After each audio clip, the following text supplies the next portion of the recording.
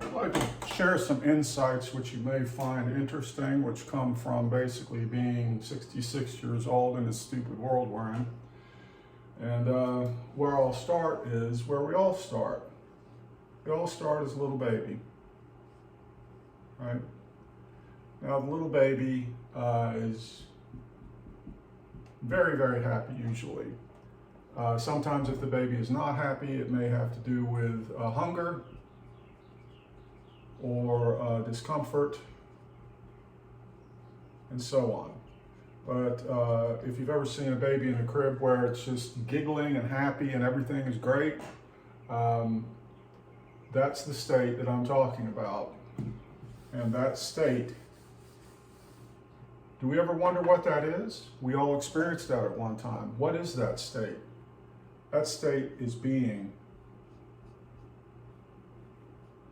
And being is something that you also hear about in terms of reference to enlightenment. I have to spell the whole thing. And out-of-body experiences, transcendental experiences, and so on. So it's interesting that we come into the world being 100%, right? Now, what else is being? Well, nature is being. And also, you might ask yourself, it's like, why in the world are dogs so popular these days? And why are they more popular than they've ever been before? Why? Because dogs are being. Now, of course, we try to train them. Training. And they go along with that, to some degree.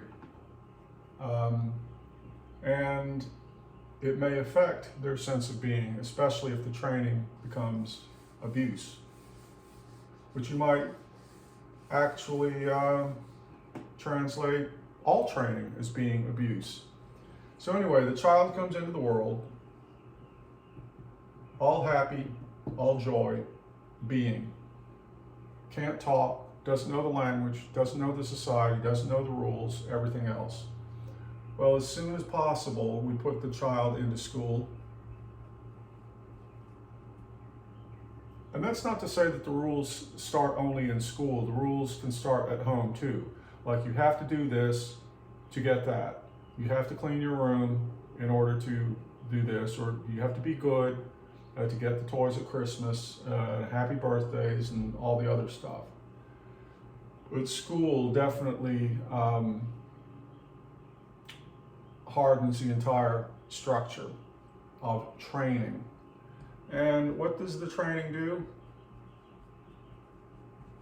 It is all designed to kill the sense of being.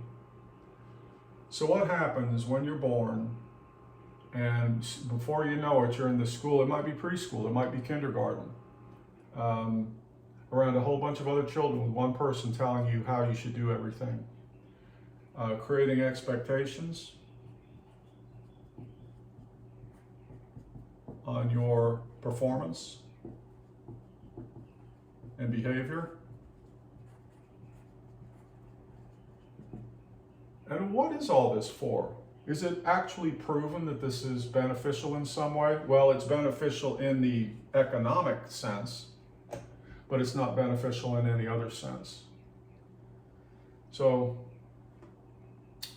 what happens is that this training makes people where, rather than living in the present, everything is, the present may be when you're judged. Yes, you'll be judged in the present. Ow, that hurts.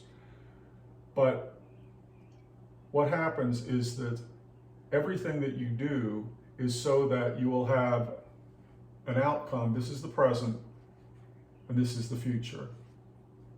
It's so that you will have an outcome in the future that the stupid ass society approves of, right? And that could be money, it could be fame, it could be paying your bills, you know, whatever it is. So what happens is that your sense of the present, which you have to be in order to be, is destroyed, is completely destroyed, and you are basically begging on your hands and knees, hoping for something to come along which will validate you, reward you, and enable you to survive. Now, the survival idea is also completely crazy because our society, we look at nature, birds, animals, squirrels, whatever it is, and we say that they are it's survival of the fittest, survival. It's like, no, they're being, they're living. Survival is our perspective, which does not work. So anyway, it's a very, very sick society, and the most criminal thing that we do is we take children, the most wondrous creation of the universe, and we destroy them. We turn them into economic cogs, robots, whatever you want to call it. So the question is, if you've ever seen a child at a park or in a shopping center or wherever, and they are moving with incredible freedom, playfulness, basically they are being. And what will happen with that kind of behavior is the parents will tell them to stop that. Yeah, well, how many parents do you see, adults do you see able to do those sorts of movements, those sorts of behaviors, that sort of experimental, experiential activities that are directly tied to being? Well, you don't, or it's extremely rare. So the question is after this tiny little baby phase at the beginning, and then all the crap that follows, which programs us, how do we get back to this? How do we get back to being?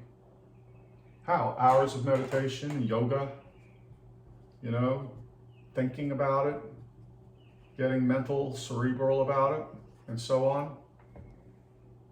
It's a good question. Well, I might have the answer, but I'm not talking. So anyway, I will leave it on that note. Being as the most important element of existence in the universe, and it's the thing that is taken away from us and that we do not experience. What could be a sadder story than that?